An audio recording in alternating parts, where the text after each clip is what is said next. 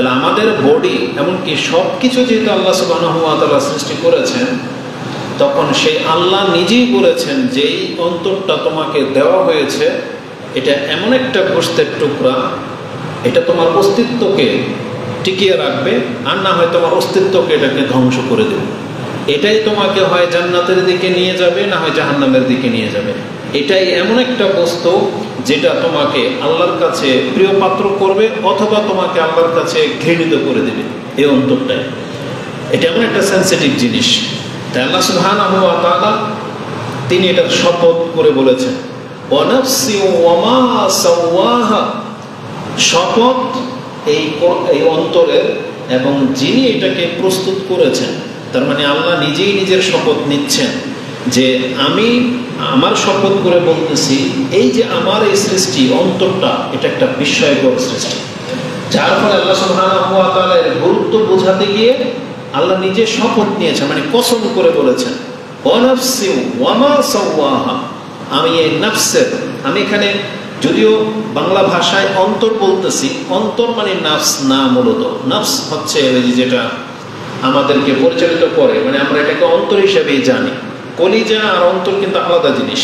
এই কলিজাটার ভিতরে, হৃৎপিণ্ডটার ভিতরেই কিন্তু আমাদের দেহটা চলতেছে, রক্তের যে পাম্প এটা কিন্তু এখান থেকে হয়। কিন্তু আমরা ওই বাহ্যিক গোশতের টুকরাটার কথা বলতেছি না। এই হৃৎপিণ্ডের ভিতরে আল্লাহ সুবহানাহু ওয়া তাআলা যে ইলহাম করেছেন, যেটা হচ্ছে আল্লাহর আমর। ওই যে বলা হয়েছে না যে ওয়ায়াসআলুনাকা আনির রূহ, তারা আপনাকে রূহ সম্পর্কে জিজ্ঞেস করে। কোন এটা হচ্ছে মিন আমরিল্লাহ, আল্লাহ সুবহানাহু ওয়া তাআলার একটা আদেশ হচ্ছে রূহ, যেটা আপনি বনী ইসরাঈলের 84 কি 85 নম্বর আয়াতে পেয়ে যাবেন।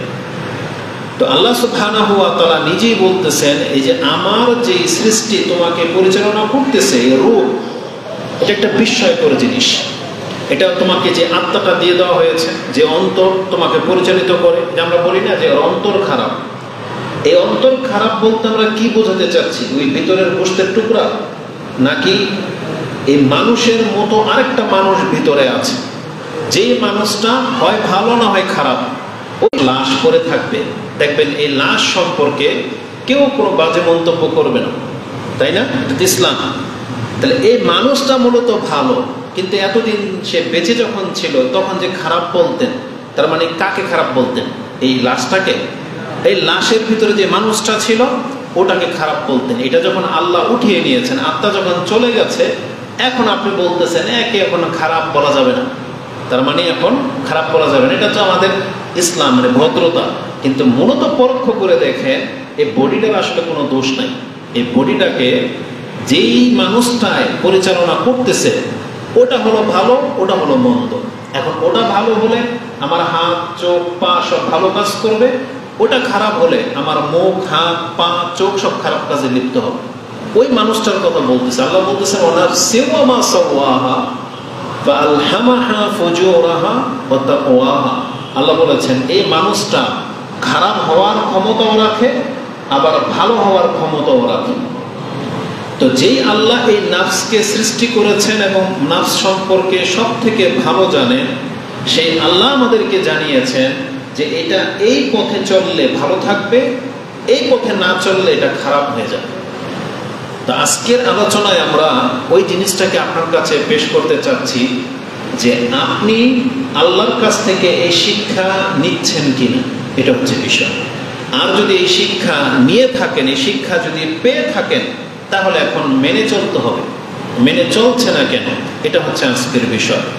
যে আমাদের অন্তরকে ভালো করার জন্য আল্লাহ নিজেই যেহেতু স্রষ্টা আর নিজেই এটাকে ভালো রাখতে চাচ্ছেন, এজন্য কিভাবে আপনি ভালো রাখবেন সেটাও কিন্তু আল্লাহ আমাদেরকে শিক্ষা দিয়েছেন। কিভাবে শিক্ষা দিয়েছেন? কোরআন নাজিল করে দিয়ে শিক্ষা দিয়েছেন, একজন রাসূল প্রেরণ করে শিক্ষা দিয়েছেন। এজন্য আমাদেরকে ভালো থাকার জন্য যেই শিক্ষা নাজিল করা হয়েছে, আমি আর আপনি যদি সেই শিক্ষা বিশ্বাস করা সত্ত্বেও যদি এখন মেনে না চলি, তাহলে এটা হবে সবচেয়ে বড় মুনাফিকি এবং এটা হবে সবচেয়ে বড় বিপর্যয়। আপনি যদি না মানতেন এটা আল্লাহর কালাম, কোরআনকে যদি আপনি আল্লাহর কালাম না মানতেন, এটা হচ্ছে একরকমের অপরাধ। আপনি যদি রাসূল সাল্লাল্লাহু আলাইহি ওয়াসাল্লামের প্রতি ঈমান না আনতেন, তাহলে এটা হচ্ছে এক রকমের অপরাধ। সেটা কি অপরাধ? তখন আমরা বলতাম এটা কাফের, অবিশ্বাসী, তাই না? তাহলে একটা মদখোর ব্যক্তি, জেনাকারী ব্যক্তি যদি অমুসলিম হয়, সে মুসলিম না, তার মানে এখন তার সবচেয়ে বড় পাপ কোনটা? সে জেনা করে এটা বড় পাপ, নাকি সে কাফের এটা বড় পাপ?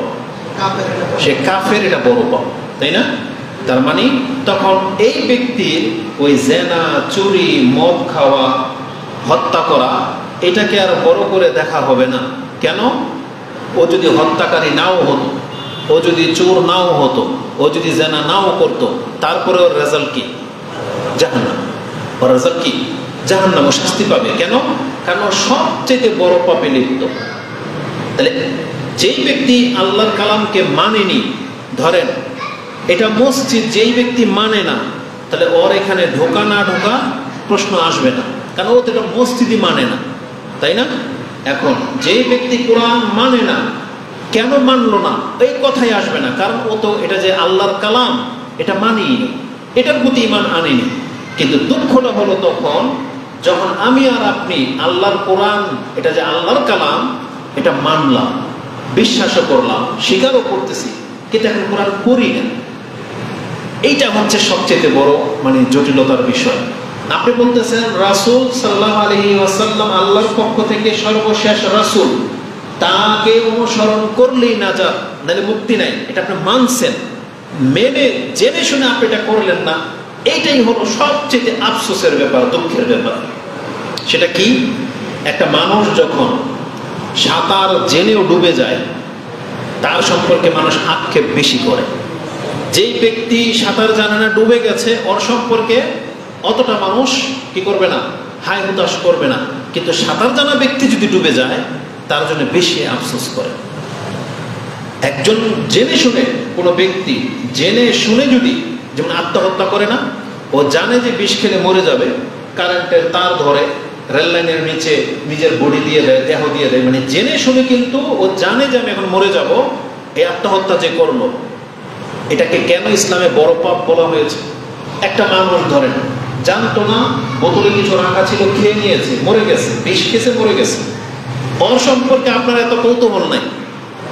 আর যেই ব্যক্তি জেনে শুনে বিষটা খেলো, ওকে নিয়ে কত চর্চা, তাই না? তার মানে জেনে শুনে যে কাজটা মানুষ করে, এটা বেশি আলোচনার বিষয় হয়ে থাকে।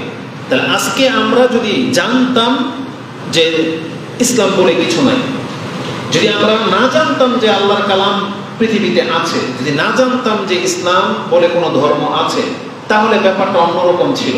কিন্তু আমরা এখন জানি যে আমরা মুসলিম, আমাদের নাজাতের জন্য কিতাব হচ্ছে কোরআন, রাসূল হচ্ছে আমাদের অনুসরণীয় ব্যক্তি, আর আমরা তার কথা মানতে বাধ্য।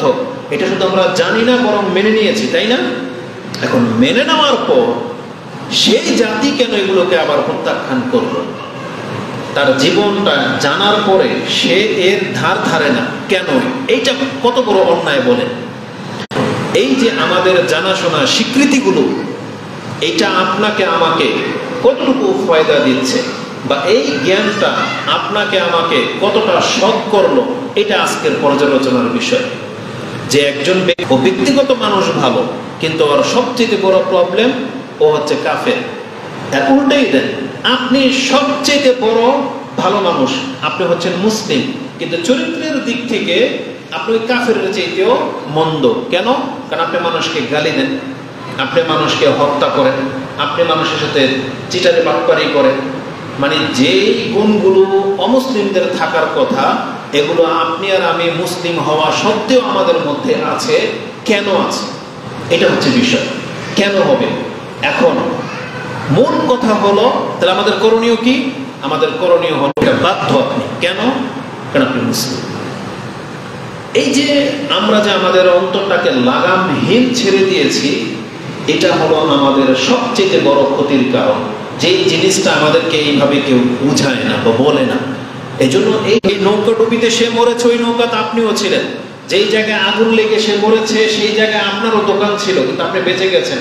যে করোনাতে সে মরেছে, ওই করোনা কিন্তু আমরাও পার করেছি, করি নাই? ওই অবস্থাতে আমাদের অন্তর যেটা ছিল, এই যে করোনা চলে যাওয়ার পরে আমরা কিন্তু সেগুলো সব ভুলে গেছি। সেই দিন ভাই তার ভাইয়ের কাছে আসবে না, উম্মিহি ওয়া আবি, তার মা তার বাবা তার কাছে আসবে না, ওয়া সাহিবাতিহি ওয়া বানি, তার স্ত্রী এবং তার সন্তানরা আসবে না। আল্লাহ সুবহানাহু ওয়া তাআলার এই কথাটা, এটা কত ভাবে মানুষের চরিত্রের সাথে ফিট হবে, এই একটু নজির আল্লাহ দেখিয়ে দিয়েছে। যে নিজেকে বাঁচানোর জন্য সে ডাক্তারদের চরিত্র দেখেছেন। ডাক্তার কি করেছে? গ্লাভস পরেছে, হেলমেট পরেছে, মাস্ক লাগিয়েছে, তারপরে পর্দা দিয়েছে প্লাস্টিক, রোগী আবার গ্লাভস, ওখান থেকে ডাক্তার ট্রিটমেন্ট করেছে। তাহলে একজন চিকিৎসক যে একটা রোগীকে চিকিৎসা দেবে, সে পর্যন্ত রোগীকে সাহস পাচ্ছে না তার পালসটা একটু ধরে দেখি। সুবহানাল্লাহ। অথচ এটা সত্য ছিল না, এটা অপপ্রচার ছিল, সত্য ছিল না। তাহলে এটা যদি হয় পৃথিবীর অবস্থা, আর যখন আল্লাহ সুবহানাহু ওয়া তাআলা বলেছেন যখন জাহান্নাম তার সামনে তুলে নিয়ে আসা হবে, ওয়া উজলিফাতিল জান্নাতু লিল মুত্তাকিনা গায়রা বাঈদ, এবং বলা হয়েছে মুত্তাকিদের কাছে জান্নাতকে পেশ করা হবে, আর সেটা বেশি দূরে থাকবে না, একেবারে চোখের সামনে জান্নাত দেখতে হবে। আর জাহান্নামকে একবারে গর্জন তোড়সড়ের সাথে দেখতে পাবে, কলিজা অন্তরের সাথে আর থাকবে না। আল্লাহ সুবহানাহু ওয়া তাআলা বলেছেন সেই দিন, যেদিন আল্লাহ বলবে আদম আলাইহিস সালামকে ব্যক্তির টেনশন কি জিনিস, ভয় কি জিনিস, ওই দিন সে বুঝতে পারবে যে ওই বিচারের মুহূর্তের মধ্যে তার চুল দাড়ি, যদিও সেই জায়গার সময়টা বলা হয়েছে করে বিনা কারণে, তাহলে তাকেও হত্যা করে কিসাস নিয়ে নাও, তার চোখ উঠিয়ে ফেললে তার চোখটাও উঠিয়ে ফেলো। এভাবে আল্লাহ সুবহানাহু ওয়া তাআলা বাধ্য করেছেন যে মুসলিম হওয়া সত্ত্বেও যদি সে আল্লাহর বিধান মানতে যদি নারাজ হয়, আল্লাহর বিধান মানতে না, আল্লাহর হুদুদ মানে আল্লাহর বর্ডার, কোন মুসলিম কখনো এই আল্লাহর বর্ডার থেকে বাইরে যেতে পারে না। বহু মানুষই আমরা আল্লাহর বর্ডারের বাইরে চলে গেছি, যদিও আমরা নিজেদেরকে কাফের মনে করি না, তবে জেনে নেন আল্লাহর নজরে কিন্তু তারা ঠিকই কাফের। আল্লাহর নজরে তারা মুসলিমের ঘরের সন্তান বটে, কিন্তু আমরা মুনাফিক হয়ে বসে আছি, আমরা শিরিক করে বসে আছি। কবে যে আমরা হুদুদে হারাম বা আল্লাহর বর্ডারের বাইরে চলে গেছি, এটা অধিকাংশ মুসলিমরা কোনোদিন খেয়ালই করে দেখেনি। এটা কত গুরুত্বপূর্ণ বিষয়, যেখানে আল্লাহ সুবহানাহু ওয়া তাআলা সূরা ইউসুফে আমাদেরকে জানিয়েছেন, ওয়া মা ইউমিনু আকসারুহুম বিল্লাহি ইল্লা ওয়া হুম মুশরিকুন। যারা পৃথিবীতে ইসলাম আসার আগে তারা ইব্রাহিমের ধর্মের দাবিদার ছিল, তাদের অধিকাংশরা আল্লাহর প্রতি ঈমান আনার দাবি করত, অথচ আল্লাহ বলছেন এরা অধিকাংশটাই হচ্ছে মুশরিক। তাহলে আল্লাহ সুবহানাহু ওয়া তাআলা ওই আয়াতটা মক্কার মুশরিকদেরকে উদ্দেশ্য করে বলেছিলেন, কিন্তু আল্লাহ যখন কোনো আয়াত বা কোনো হাদিস যখন পৃথিবীতে আমাদের জন্য রেখে দেওয়া হয়েছে, সেটা শুধু ওই কালের জন্য না, এটা কিয়ামত পর্যন্ত বহাল থাকবে। এই জন্য পুরো পৃথিবীর মানুষকে এখন ভেবে দেখা উচিত, ভয় পাওয়া উচিত।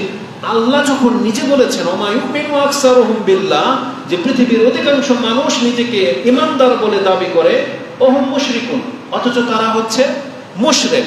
আর এই ফতোয়া কে লাগিয়েছে?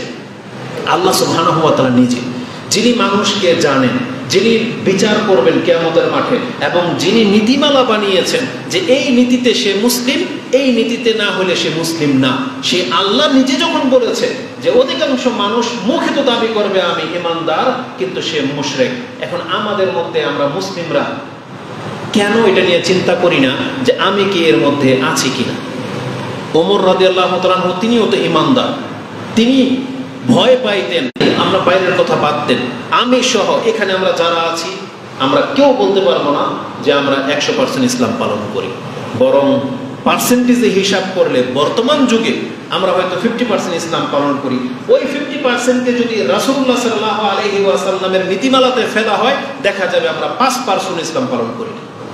কারণ নামাজের ক্ষেত্রে হুযায়ফা রাদিয়াল্লাহু তাআলা আনহু, উম্মে দারদা রাদিয়াল্লাহু তাআলা আনহু আজ থেকে 1350 বছর আগে যদি রাগ করে মসজিদ থেকে বাড়িতে গিয়ে যদি তার স্ত্রীকে এই কথা বলতে পারেন যে আজকে রাসূলের ইন্তেকাল হয়েছে মাত্র 10-20 বছর হয়েছে, এই পৃথিবীর মানুষ নামাজ থেকে তাদের ইখলাস উঠে গেছে।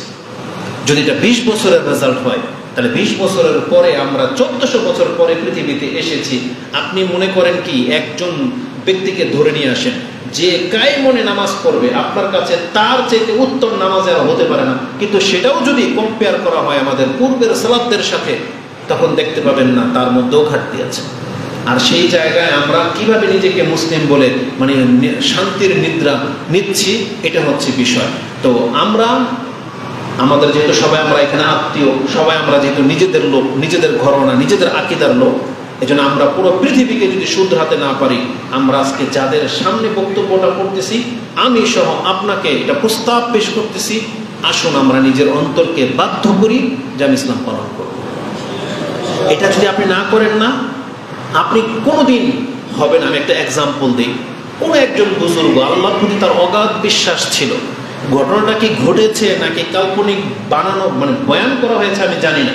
তো উর্দু একজন শেখ তৌসিফুর রহমান, চিনবেন তাকে, তার দার্সে যখন বসেছিলাম, কোনো এক বক্তব্যে তিনি এক বুজুর্গের কিচ্ছা বর্ণনা করতে গিয়ে বলেছিলেন যে আমাদের অধিকাংশ মানুষ আল্লাহ ভরসা তাওয়াক্কুল কি জিনিস এটা বোঝে না। এটা কেন বোঝে না, এটা বলতে গিয়ে তিনি বলতেছেন আল্লাহর কোন এক বুজুর্গের কথা, যে আল্লাহর প্রতি তার অগাধ বিশ্বাস ছিল এবং সে ধারণা করত যে আল্লাহ আমাকে উদ্ধার করবে। আল্লাহ সুবহানাহু ওয়া তাআলা তার সাথে কি করেছেন, কোন একটা ঘটনায় সে নদীতে ডুবে গেছে, বাঁচার জন্য সে আর্তনাদ করতেছে, আল্লাহকে ডাকতেছে, একটা কাঠের তক্তা ভেসে আসছে, একটা কাঠের তক্তা ভেসে আসছে। এই লোকটা সে কাঠটাকে ধরে নেয়, কারণ সে বলতেছে আমি তো আল্লাহকে ডাকতেছি, এই কাঠের আশ্রয় আমি নিব না। ডুবে গেল, ডুবে গেল তো কি করবে, কাঠ না করে ডুববে না, ডুবে গেল। আচ্ছা বলেন তো, এই যে আল্লাহর প্রতি যে ভরসা থাকতে হবে, আল্লাহ যে তাকে বাঁচাবে, তাহলে সেটাকে কিভাবে নিয়েছিল? তার মানে তার কথা অনুযায়ী মনে হচ্ছে যে আল্লাহ নিজে তাকে আঙ্গুল দিয়ে ধরে কিনারায় উঠে, বিষয়টা এরকম না? অথচ আল্লাহ সুবহানাহু ওয়া তাআলা ইউনূস আলাইহিস সালামকে উদ্ধার করার ক্ষেত্রে আল্লাহ আসছিলেন, আসেন না, আল্লাহ ফেরেশতা পাঠিয়েছিলেন, পাঠান নাই, বরং এই ভেসে আসা কাঠের মধ্যে মাছ তাকে উগলিয়ে দিয়েছে, মাছটাকে উগলিয়ে দিয়েছে। মানে আল্লাহ সুবহানাহু ওয়া তাআলা সাবাব ছাড়া কোনো কাজ করেন না। মানে আল্লাহ পারেন, আল্লাহ চাইলেই হয়ে যাবে। এই মসজিদটা আল্লাহ চাইলেই গাইবি উঠে যেত, এটা আল্লাহর ক্ষমতা আছে না নাই? আছে। কিন্তু পৃথিবীতে কোনো একটা মসজিদে গাইবি উঠেছে? তাহলে আপনার আমার পকেটের টাকা দিয়ে তো এটা হয়েছে, হয়েছে না?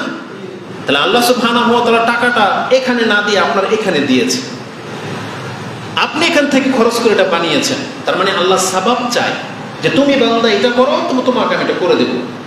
যেমন মূসা আলাইহিস সালামকে আল্লাহ তো সমুদ্র পার করবেন, এটা তো আল্লাহর জানা ছিল না, ফয়সালাতে ছিল।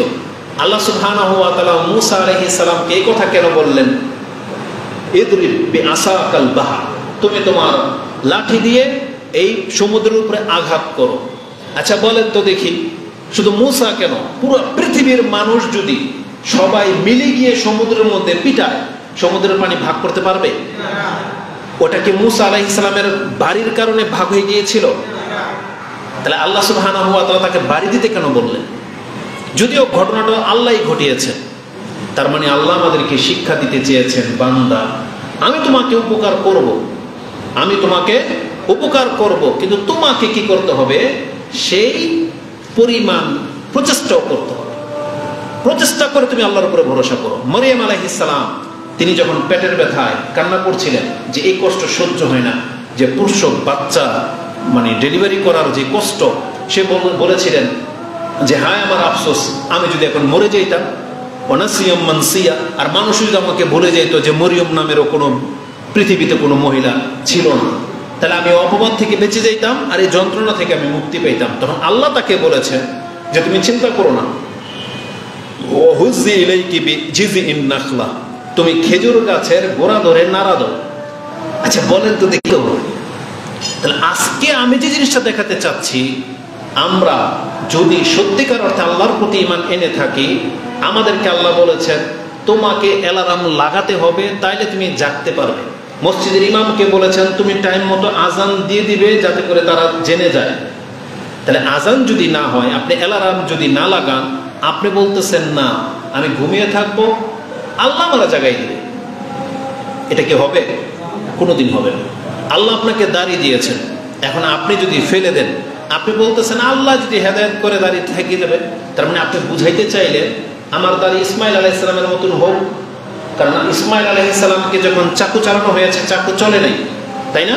যেটা আমাদের গল্প শোনানো হয় যে চাকু চলে না, একটা পশমও কাটে নাই, তা আল্লাহ আমাকে এরকম করে দেব যাতে সেলুলায় আমার দাড়ি ফেলতে না পারে, তাইলে আপনি রাখবেন। ব্যাপারটা কি এমন? কোনোদিন এমন হবে না। যারা হারাম খায়, টেবিলে যারা টাকা নেয়, ঘুষ নেয়, সুদ নেয়, তারা যদি এই যুক্তি দেয় আল্লাহ চাইলে তো আল্লাহ আমার হাতকে থামায় রাখতে পারে, কিন্তু আল্লাহ এটাকে করবে না, এটা আল্লাহ করবে না। এটা আমি আপনাকে বোঝাতে চেয়েছি।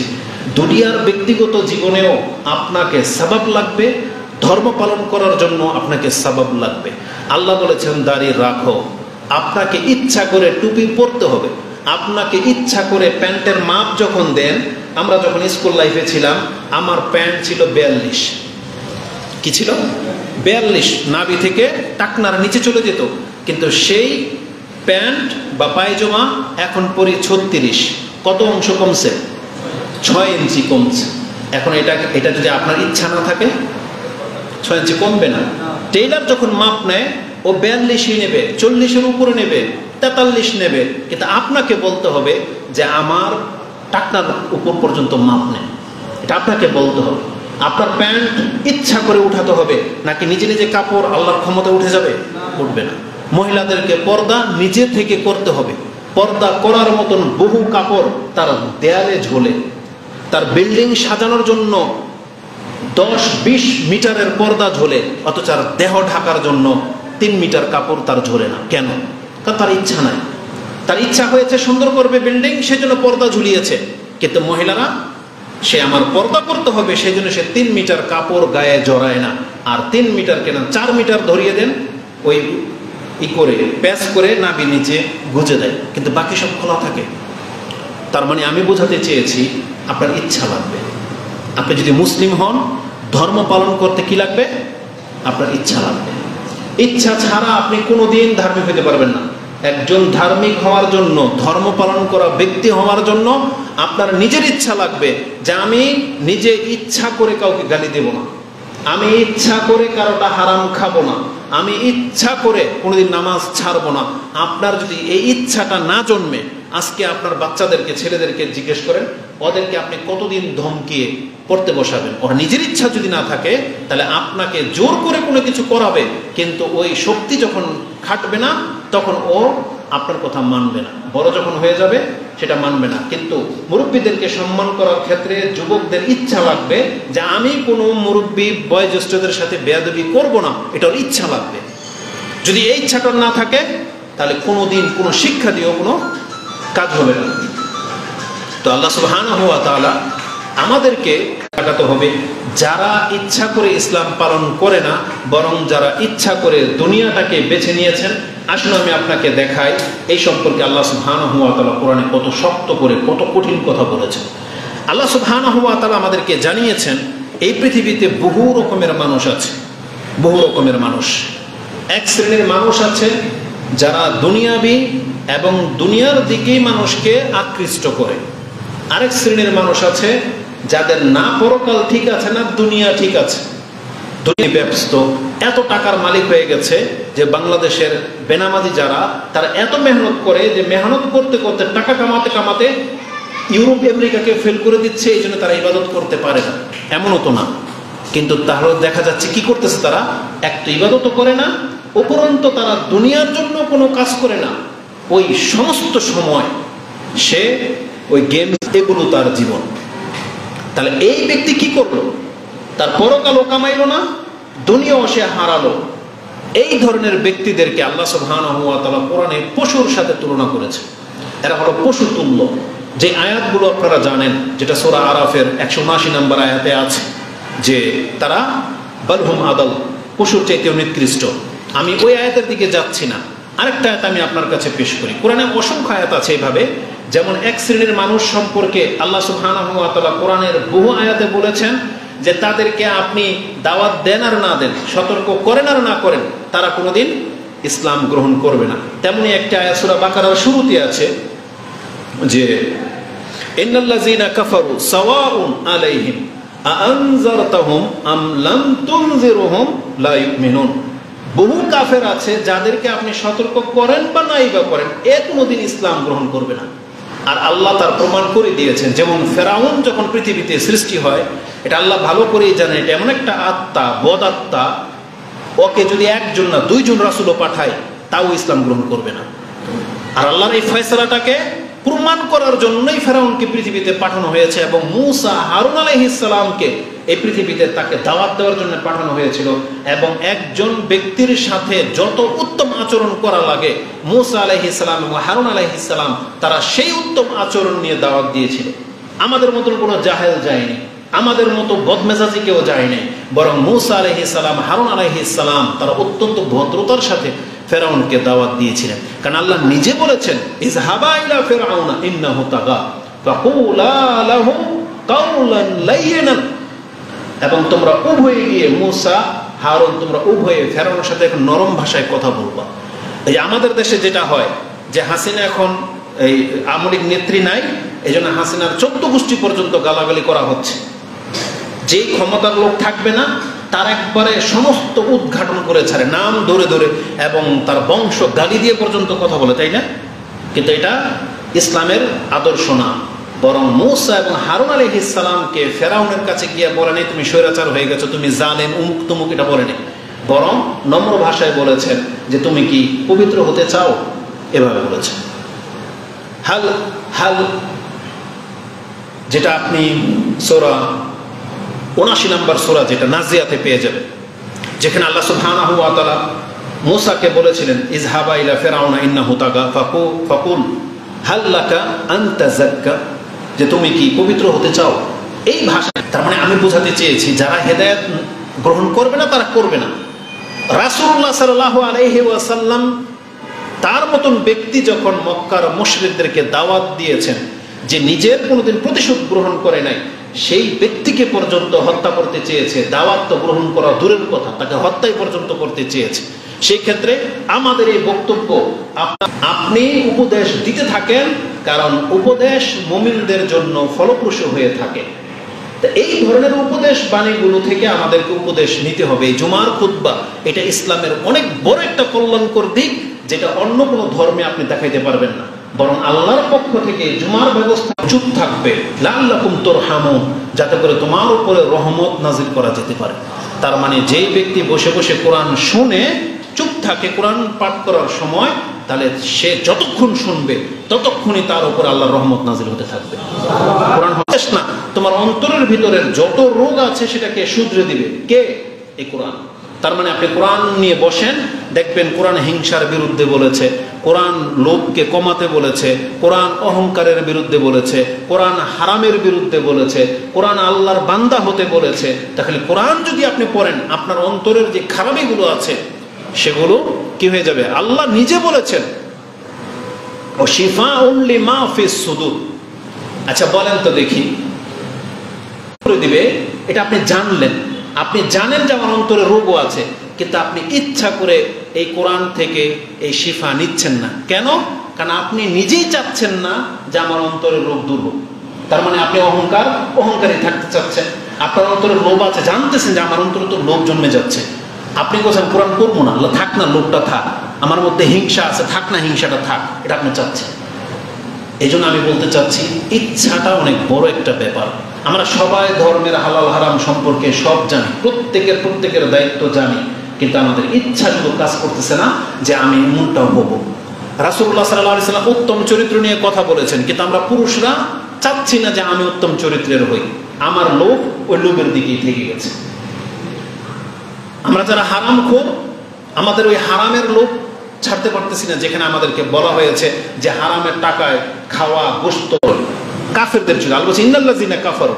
তাহলে রাসূলের কথায় যদি কোনো ব্যক্তির চরিত্র চেঞ্জ না হয়, এটা আপনি জেনে নেন এটা কাফেরদের চরিত্র। তাহলে আপনার আমার চরিত্র যদি চেঞ্জ হয়, এটা হবে মুমিনের চরিত্র। কারণ আল্লাহ কি বলেছেন? মুমিনদের কোরআন শুনলে কি হয়? অন্তর নরম হয়। যেটা আপনি তবে যত রকমের পাপ সে শয়তান তাকে নিয়ে যেতে পারে, কিন্তু যখন তাকে বাধা দিয়ে দেওয়া হবে, একটা লোককে পিটাচ্ছে, আজকে বাংলার জমিনে এই মানুষকে হত্যা করা এরকম ডাল ভাত হয়ে গেছে। আমাদের অন্তর যেখানে একটা তেলাপোকা মারতে ভয় পায়, একটা ইন্দুর যদি ফেসে যায়, আমি আমার চরিত্রকে দেখেছি, চিকা, আমরা চিকা বলি, এই চিকা যখন বক্সের মধ্যে আটকে পড়ে গেছে, একটা ধরেন অ্যাক্সিডেন্টে মরে গেল, বাড়ি দিয়ে মেরে ফেললেন, সেটা আলাদা। কিন্তু একটা জীবিতটাকে যদি আপনাকে বলা হয় তুই মার, দেখবেন আপনার অন্তর কাঁপবে।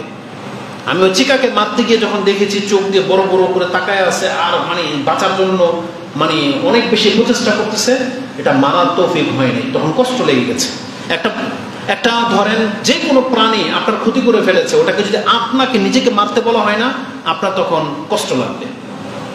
আর মুসলিম মানুষ মানুষকে এভাবে মারে, আবার মুসলিম, এটা তো আরো বড় ব্যাপার যে একটা মুসলিম কিভাবে একটা মুসলিমকে মারতে পারে, যেখানে আল্লাহ সুবহানাহু ওয়া তাআলা কোরআনে এত কঠিন ধমক দিয়েছেন, যেটা আপনি সূরা নিসার 93 নম্বর আয়াতে দেখে নেন। তাকে 5টা শাস্তির কথা আছে, একে ডাইরেক্ট জাহান্নাম, মরলেই কোনো মুসলিম যদি কোনো মুসলিমকে হত্যা করে তাহলে ও মরলেই জাহান্নাম, এত কোনো ভুল নেই। আর তারপর আল্লাহ বলেছেন, আমি খালি এই ধরনের ঘটনা যখন ঘটে তখন নজর চলে যায় ডিফেন্সের লোকদের দিকে, আর্মি, পুলিশ, বিডিআর, তাদের দিকে দৃষ্টিভঙ্গিটা চলে যায়। তখন এত একটা আক্ষেপ লাগে যে বাংলার জমিনে এমন একজন মুসলিম ব্রিগেডিয়ার জেনারেল বা একবার উচ্চ কর্মপদস্থ কি একজন মুসলিম নাই, যেই ব্যক্তি ধরেন ইসলাম না, মানে ইসলাম প্রতিষ্ঠা করবে দরকার নাই, মানে অত লেভেলে তার ইমান যায় নাই, কিন্তু সে মনুষ্যত্বের দিক থেকে এটা কি তার জাজবা জাগে না যে আমি ছাড়বো না, চিহ্নিত করে করে এদেরকে আমি ব্রাশ ফায়ার করে ফেলবো, এমন একজন জেনারেল কি বাংলার জমিনে পয়দা হয়নি, না হবে না। আল্লাহ সুবহানাহু ওয়া তাআলার কাছে সেটাকে তামান্না করি। আমরা তো হচ্ছি হুজুর, আমরা তো হচ্ছি শুধুমাত্র ওই মসজিদে নামাজ পড়ার মতন ব্যক্তি, না আমাদের কোনো লিডারশিপ আছে, না আমাদের অনুসারী আছে, আর না আমাদের অস্ত্র ধরার অধিকার আছে। কিন্তু বাংলার জমিনে এমন একজন, আর কার কার ইতিহাস শুনি যে একটা যুবক একটা রাষ্ট্রকে পরিবর্তন করে দিতে পারে। বাংলার জমিনের মুসলমানের ঘরের কোনো সন্তান কেমন জন্মাবে না যে এই হালটাকে ধরতে পারে? এটা খেলে আশ্চর্য লাগে। নাহলে এইভাবে একের পর এক ঘটনা, মা তার অপরাধের কারণে সন্তানকে মেরে দিচ্ছে, বাবা মেরে দিচ্ছে, সন্তান বাবাকে মেরে দিচ্ছে, এই পর্যায়ে চলে যাচ্ছে জাতি। আপনি কি মনে করেন আর কি আশা করতে পারেন? এই জন্য আমাদের দাওয়াত থাকবে, অন্তত আমাদের কথা যারা শোনেন, আপনারা কেন পরিবর্তন হচ্ছেন না?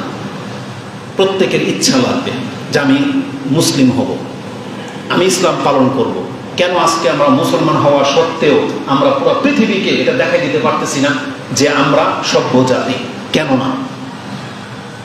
আমাদের রাস্তাঘাট সবচেয়ে নোংরা, অথচ আমাদের ধর্ম আমাদেরকে শিক্ষা দিয়েছে রাস্তাঘাট থাকতে হবে সবচেয়ে পরিষ্কার। কেন পরিষ্কার থাকতে হবে? এখানে টাকার ব্যাপার। টাকা তো অনেক ছোট জিনিস। বলেছে রাস্তা থেকে যদি একটা কষ্টদায়ক বস্তু তুলে ফেলে দেয়, এটাও আল্লাহ তার আমলনামায় সাদাকার নেকি লিখে দেবে। তাহলে যেই ধর্ম যে জাতিটাকে এটা শিখায়, সেই জাতির রাস্তাঘাট সবচেয়ে নোংরা। আর যারা দুনিয়ার জন্য বেঁচে আছে তারা কত ভদ্র, কত শান শৌকতের সাথে বেঁচে আছে। আজকের এই বক্তব্য ধরার জন্য গত খুতবা মিস করেছি জামের কারণে, আজকে এইটা যেন না হয় এজন্য কয়টা বাজে ঘর থেকে বেরিয়েছি জানেন? আপনার এখান থেকে আমি যেখানে এখন বর্তমানে থাকি, চিটাগাং রোড, ডিস্টেন্স হবে মাত্র 35 কিলোমিটার। কতটুকু দেখাইছে? 35 থেকে বেশি হবে না, 35 থেকে 38 হবে। আমরা কয়টা বাজে বেরিয়েছি জানেন? বাসা থেকে আমরা বেরিয়েছি 1:45, 1:30 বাজে খাবার খেয়ে তখন বেরিয়েছি, 1:45 বাজে বেরিয়েছি। আপনার এখানে এসে পৌঁছলাম, জামাতও পেলাম, তাই না? এই 4 ঘন্টা লেগেছে শুধু এই গাউসিয়া মদনপুরটুকু পার হয়ে আসছে। কাশপুর দিয়ে ঢুকি নেই জাম, মদনপুর দিয়ে ঢুকেছি, 9 বাজার থেকে ফেরত গেছি, আবার কাজীপাড়া হয়ে ঘুরে তারপরে আসলাম। তাহলে আমাদের পরিস্থিতিটা কোন পর্যায়ে আছে? বাংলাদেশের মানুষ এত নিম্নমানের জীবনযাপন করতেছি, আপনি বিশ্বের কোনো উন্নত রাষ্ট্র দেখলে আপনার চোখ দিয়ে পানি ঝরা ছাড়া আর কিছুই হবে না, কিছু করতে পারবেন না। কেন হয়েছে এটা? অথচ আমরা মুসলিম, 90% মুসলিমের দেশ, যেখানে তো মানে বাতাসটাই হইতো প্রশান্তি। 90% মুসলিমের দেশ, কি মনে করেন? মানে সবাই আমরা মুসলিম, পবিত্র দেহ, বাতাসটাই তো অন্যরকম হওয়ার কথা ছিল, কিন্তু আমাদের বাতাস হচ্ছে সবচেয়ে দুর্গন্ধযুক্ত। আপনি হাঁটতে পারবেন না সিগারেটের গন্ধে, জর্দার গন্ধে, অথচ আমরা মুসলিম। আপনি ময়লার গন্ধে থাকতে পারবেন না, পাশের বাসার ময়লার গন্ধে, কেন? অথচ আমরা মুসলিম। ওই যে বললাম, আমাদের দেহ থেকে নিয়ে, পোশাক থেকে নিয়ে, পোশাকের কথা যদি বলি, ইসলাম শিক্ষা দিয়েছে মুসলিমদের পোশাক থাকতে হবে পাক, এটা প্রথম ওজিফা, ইসলামের প্রথম ওজিফা। কিন্তু কালেমা পড়ার পরে এটা ওজিফা। তার মানে আল্লাহ প্রথম বলেছেন তুমি মুসলিম হইতে চাও, এলো কোরআন পড়ো, ইকরা, এটা প্রথম আয়াত না? তাহলে কোরআন পড়লে আপনি কি পাবেন? প্রথম যে আয়াত পাবেন সেটাই পাবেন, তোমার পোশাক পবিত্র রাখো। এটা হচ্ছে ওহী দ্বিতীয় দিন। প্রথম দিন ওহী নাযিল হয়েছে 5টা আয়াত, তারপরে 15 দিনের মতন গ্যাপ ছিল, 10 দিন 15 দিনের মতন গ্যাপ ছিল, তারপরে যে আয়াত নাজিল হয়েছে ওটার মধ্যেই ছিল তোমার পোশাক পবিত্র রাখো। ইয়া আইয়ুহাল মুযাম্মিল ইয়া আইয়ুহাল মুদ্দাসসির কুম ফাআনজির ওয়া রাব্বাকা ফাকাব্বির ওয়া সিয়াবাকা ফাতাহহির। তুমি তোমার পোশাককে পবিত্র রাখো। এটা যদিও বাহ্যিক অর্থ নিলাম, কারণ এটার আভ্যন্তরীণ অর্থ হচ্ছে তুমি নিজের দেহটাকে পাপ মুক্ত রাখো, কিন্তু এখানে পোশাক কথাটা আছে, যেটা আল্লাহ বলেছেন মুসলিমদের পোশাক হইতে হবে পাক। আর আজকে অধিকাংশ মুসলিম যুবকদের যুবতীদের জিজ্ঞেস করে নামাজের সময় আসলে, ও প্রথম বলবে আমার প্যান্ট না পাক। দেখেন আল্লাহ বলেছেন ইন্নামাল মুশরিকুনা নাজাস, নাপাক থাকা মুশরিকদের স্বভাব। হিন্দুদের গোসল ফরজ নাই, ওরা সহবাস করলে একবার কেন 10 বার করলে ওরা নাপাক হয় না, মানে নাপাক পাকের কোনো সাবজেক্টই নেই ওদের ধর্মে। আর মুসলিমদের ধর্মে কি আছে? বাতাস বেরোলে উজু শেষ, তাই না? মজি বেরোলে ওযু শেষ, বীর্য বেরোলে গোসলও শেষ, তোমাকে গোসল করতে হবে। যে ধর্মে এটা শিক্ষা দেওয়া হয় সেই ধর্মের পোলাপান যদি ম্যাচুইড ব্যক্তি যদি বলে আমার কাপড় নাপাক, দোষটা আপনি কাকে দিবেন? দোষটা তো চলে যাচ্ছে আমাদের ধর্মের দিকে, যে এদের ধর্ম এদেরকে মনে নোংরা বানিয়ে রেখেছে, তাই না? কিন্তু আমাদের ধর্মের কিতাব কি বলে? ধর্মের কিতাব আমাদেরকে সবচেয়ে বেশি পবিত্রতার দিকে ফোকাস করেছে। তার মানে আমরা মুসলিম জাতি আমাদের ধর্মের থিওরি থেকে আজকে কতটা বিচ্ছিন্ন, কতটা দূরে, এটা জাস্ট একটু অনুভব করে দেওয়ার জন্য আমি এই বক্তব্যটা আপনার কাছে পেশ করতেছি। যে আল্লাহ বলেছেন তুমি অধিকাংশ মানুষের কথা চিন্তা করে দেখো, তারা কোনোদিন ইসলাম গ্রহণ করবে না। আর মুসলিমদের মধ্যে এবং অধিকাংশ মানুষদের মধ্যে যাদের চরিত্র কেমন, এমন একটা আয়াত আপনার কাছে পেশ করবো। আমি তাফসীর করে দিয়ে অবাক হয়ে গেলাম যে মাইন্ড নিয়ে আমি আয়াতটাকে পেশ করবো আজকে, সুবহানাল্লাহ।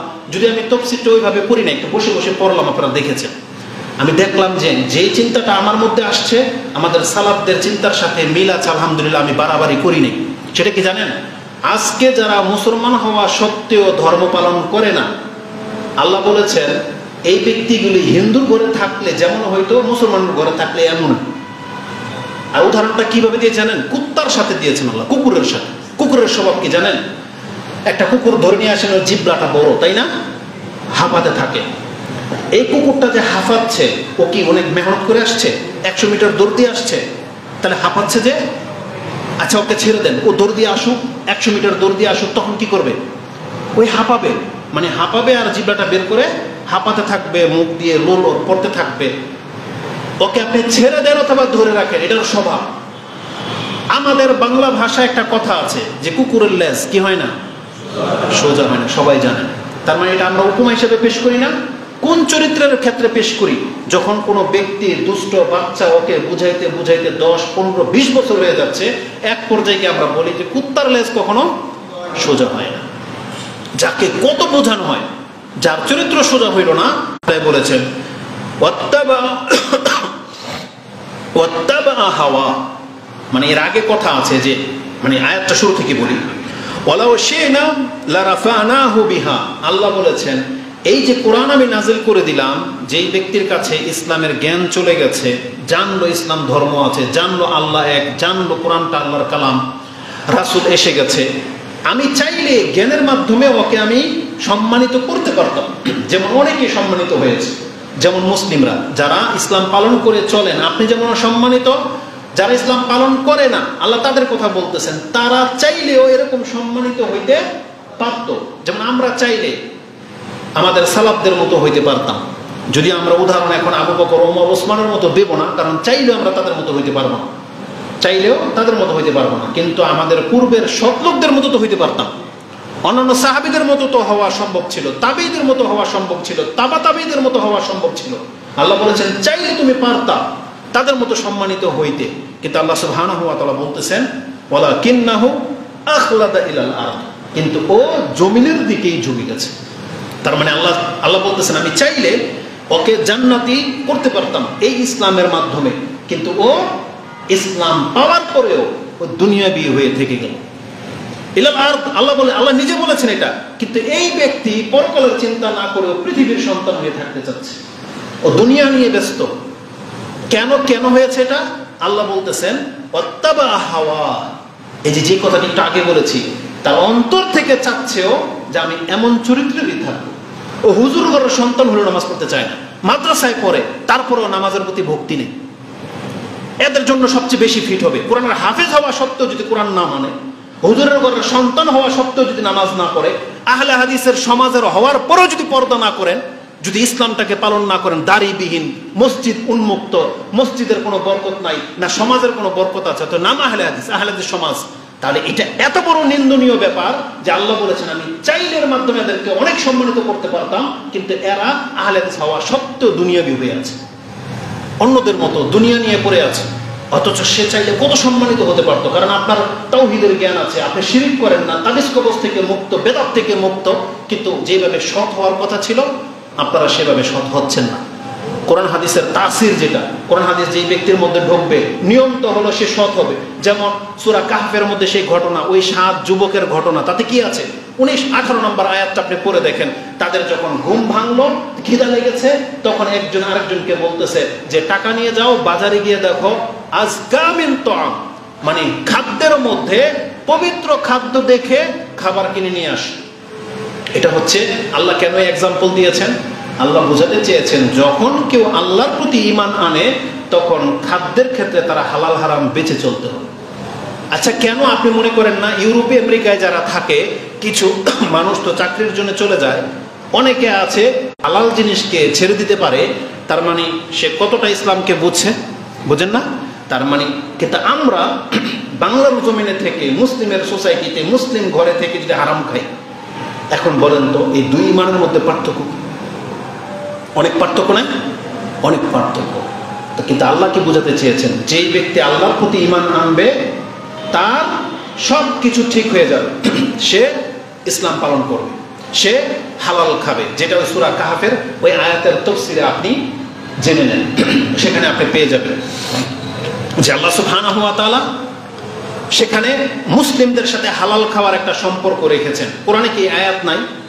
আল্লাহ নবীদেরকে বলেছেন ইয়া আইয়ুহান নবী কুলু মিন তাইয়্যিবাত, হে নবী, হে নবীগণ, আপনারা জমিন থেকে যেটা হালাল তাইয়্যিবাত ভক্ষণ করেন। ওই একই আদেশ আল্লাহ মুসলিমদেরকে করেছেন, ইয়া আইয়ুহাল্লাযীনা আমানু কুলু মিম্মা ফিল আরদি হালালান তাইয়্যিবা, হে ঈমানদাররা, জমিনে সব তোমাদের জন্য খাওয়ার জন্য সৃষ্টি করি নাই। ওই যে গাঞ্জাখোররা যেই আয়াত পেশ করে, গাঞ্জাখোররা মানে একটা যুক্তি পেশ করে বলতেছে যে গাঞ্জাকে আমি লাগাইছি, আমি সৃষ্টি করছি, গাঞ্জা তো আল্লাহই সৃষ্টি করছে। বুঝেন কথা? তা আল্লাহ সুবহানাহু ওয়া তাআলা তো গাঞ্জা গাছ সৃষ্টি করেছেন, পায়খানার পোকা কার সৃষ্টি? আল্লাহর সৃষ্টি না? ও খায়, কেন খায় না? আল্লাহর সৃষ্টি হলেই যদি খাইতে হবে, তুই তো পায়খানার পোকাও খা, ওখানে গেলে তোর যুক্তি টিকে না কেন? কিন্তু আল্লাহ সুবহানাহু ওয়া তাআলা কি বলছে যে আমি গাঞ্জা গাছ লাগাইছি তোকে খাওয়ার জন্য? আল্লাহ তো দুব্বা ঘাসও সৃষ্টি করেন নাই। দুব্বা ঘাস কারা খায়? মানুষ খায় না গরু খায়? তো গরু খায়, তো মানুষ এটা খাইলেই পারে? তাহলে নিজের হারাম খাওয়ার ক্ষেত্রে সে বলতেছে যে গাঁজার গাছ তো আল্লাহই সৃষ্টি করছে। বুঝেন? তা আল্লাহ তো পায়খানার পোকাও সৃষ্টি করছে, তুই পায়খানার পোকা খা। তো কথা হচ্ছে যে আল্লাহ সুবহানাহু ওয়া তাআলা আমাদেরকে জানিয়েছেন ইসলাম পাওয়ার পরেও যদি কোনো ব্যক্তি ইসলাম পালন না করে, তাহলে তার উদাহরণ হচ্ছে সেই কুকুরের মতো। কুকুরকে আপনি ছেড়ে দেন, ও দৌড়ে আসলেও হাঁপাবে, ও না দৌড়ে আসলেও হাঁপাবে। কেন আল্লাহ এই কথাটা বলেছেন? আল্লাহ সুবহানাহু ওয়া তাআলা আয়াতটা এইভাবে বলেছেন, কামাসালিল কালব ইন তাহমিল আলাইহি ইয়ালহাস, আপনি যদি এর উপরে কোনো বোঝা চাপাই দেন তাও জিহ্বা বার করে ফেলবে, আও তাতরুকুহু ইয়ালহাস, তাকে ছেড়ে দেন তাতেও জিহ্বা হাঁপাবে।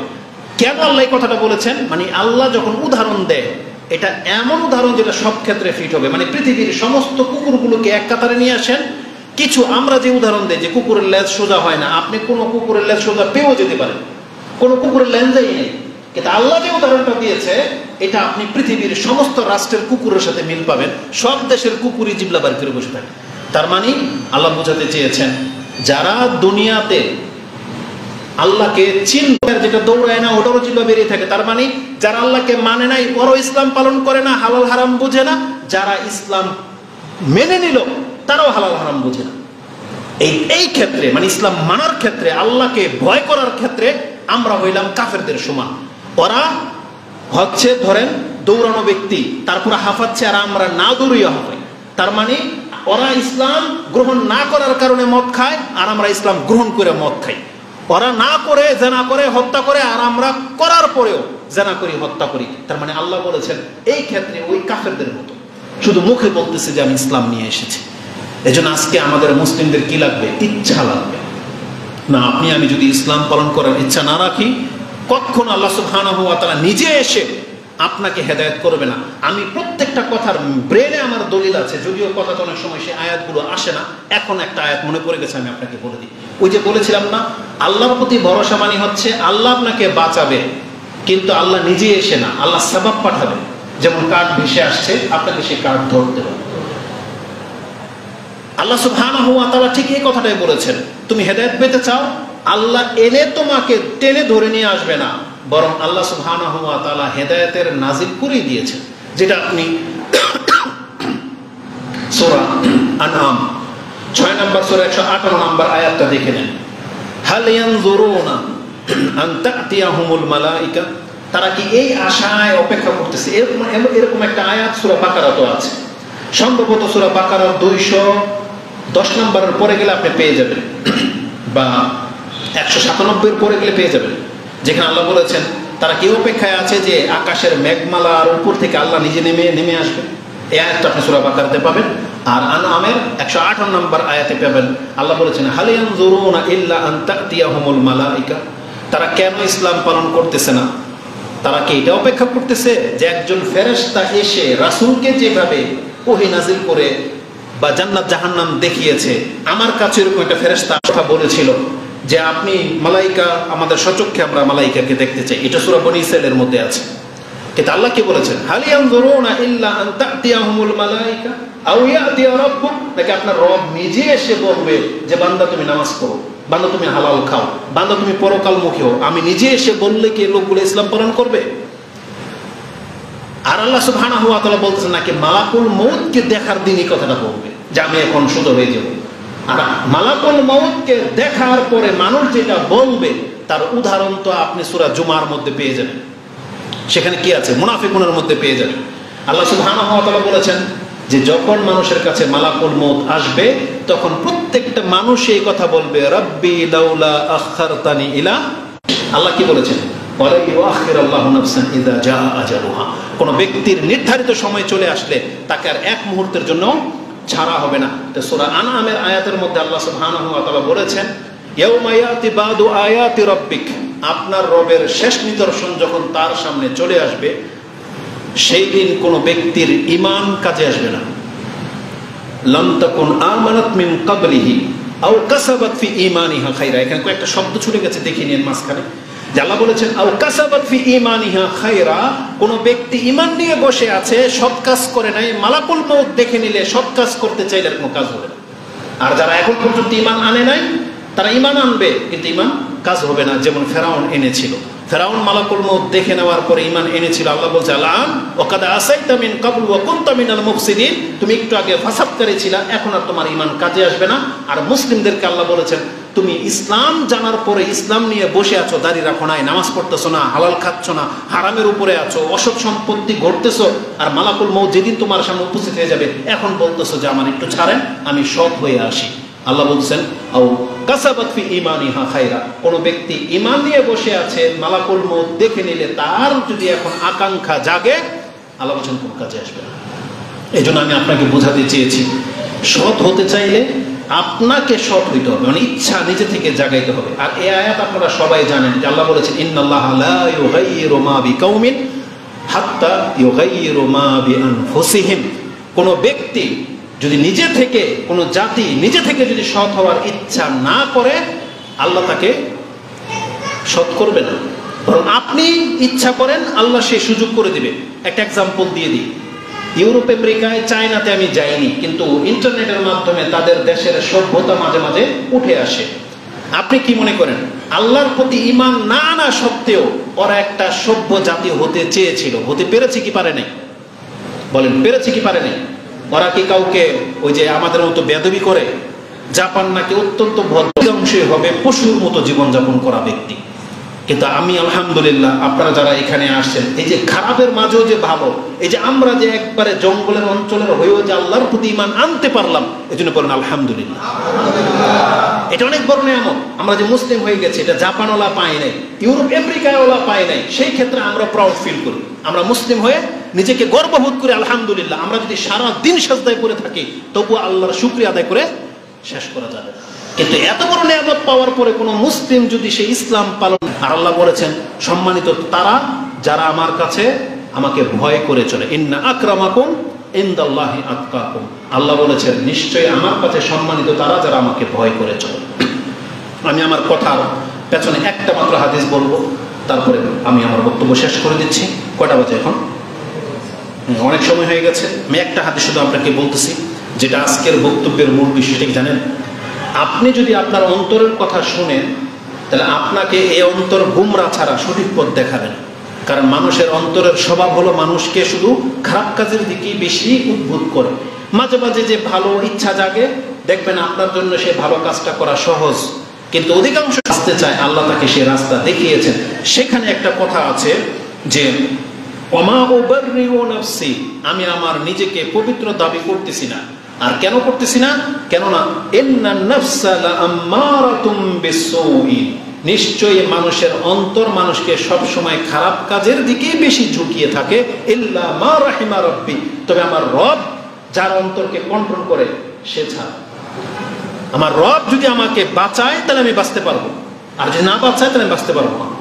আর মানুষের অন্তর যদি আপনি আল্লাহর দিক নির্দেশনা মোতাবেক না চলেন, নিজের অন্তরের কথা মোতাবেক চলেন, তাহলে এই আয়াত বলতেছে আপনার অন্তর কোনোদিন আপনাকে আল্লাহ পর্যন্ত পৌঁছাবে না, বরং আপনার অন্তর দুনিয়ার দিকে আপনাকে ঝোঁকাবে, হারাম খাওয়ার দিকে ঝোঁকাবে, হারাম রিলেশনের দিকে ঝোঁকাবে। কিন্তু আপনার অন্তরটাকে যদি আপনি বেঁধে দেন আল্লাহর বিধানের সাথে, যে আপনার অন্তর আল্লাহর বিধানের বাইরে একটা কাজও করতে পারবে না, তাহলে আপনার দেহ সুন্দর হবে।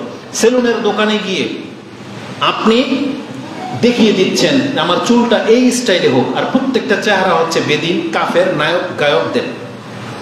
কিন্তু আপনার অন্তরকে যেন বাধ্য না করেন হাদিসের উপরে, যে রাসূল বলেছেন চুলকে কাস করা যাবে না। কাসটি মানে এখান দিয়ে চেঁচে ফেলে দিবেন আর মাথার উপর দিয়ে বড় রাখবেন, এটা জায়েজ নাই। অথচ অধিকাংশ মুসলিমদের অবস্থা তাই।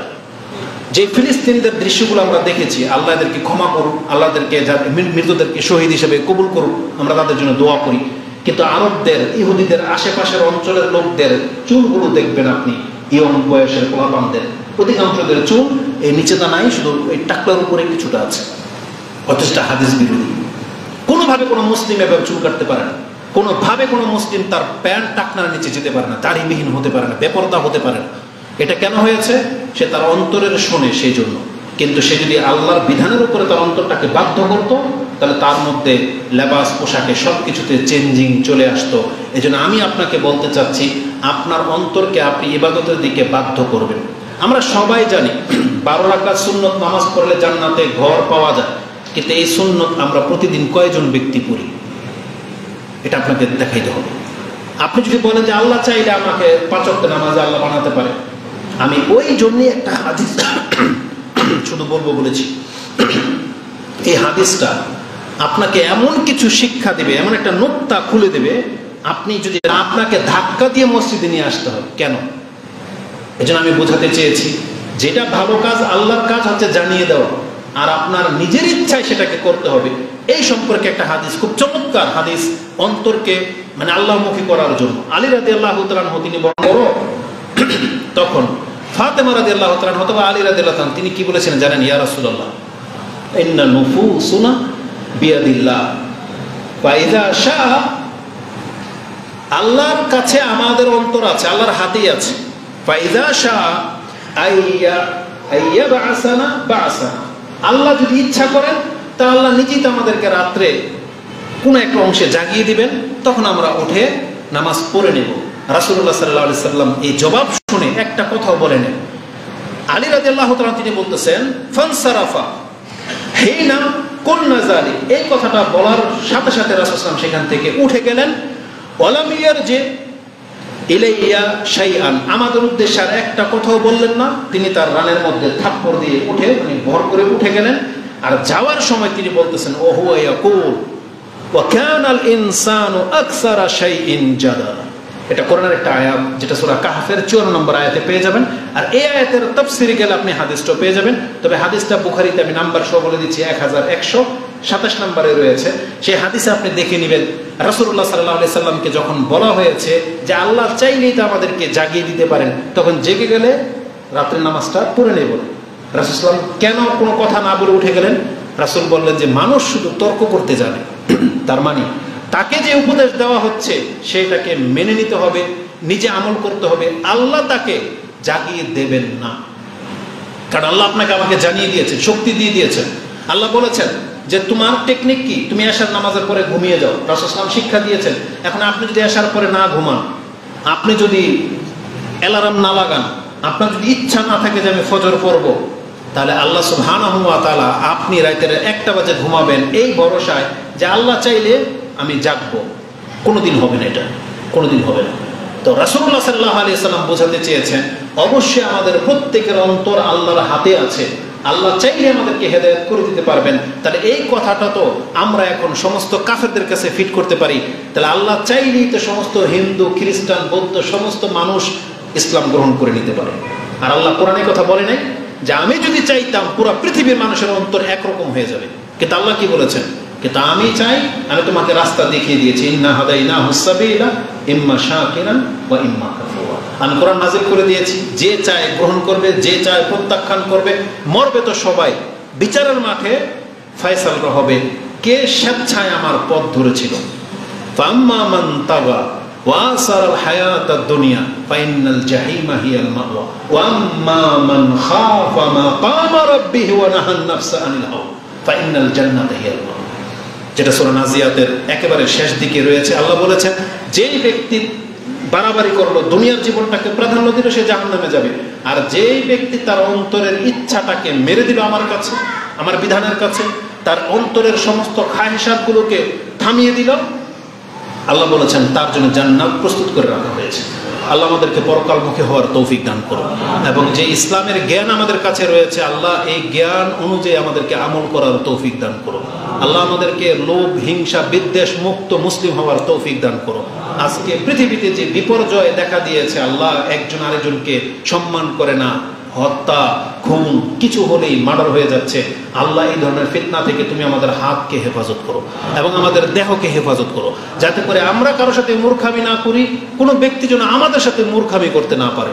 আল্লাহ তুমি আমাদেরকে হেদায়েত দান করো। আমাদের সমাজকে আল্লাহ তুমি সুশীল সমাজ করে দাও। আমাদের যুবকদেরকে আল্লাহ তুমি তাদের অন্তরে ইসলামটাকে গেঁথে দাও, তাদেরকে মুসলিম হওয়ার তৌফিক তুমি আমাদেরকে দান করো। আমাদেরকে 5 ওয়াক্ত সালাত আদায় করার তৌফিক দান করো, এবং আমাদের পরিবারগুলোকে আল্লাহ ইসলামিক কাঠামোতে গড়ার এবং তোমার সাথে মুসলিম হয়ে সাক্ষাৎ করার তৌফিক তুমি আমাদেরকে দান করো। আমিন ইয়া রাব্বাল আলামিন। সুবহানাকাল্লাহুম্মা রাব্বানা বিহামদিকা আশহাদু আল্লা ইলাহা ইল্লা আনতা আস্তাগফিরুকা ওয়া আতুবু ইলাইক। আসসালামু আলাইকুম ওয়া রাহমাতুল্লাহি ওয়া বারাকাতুহু।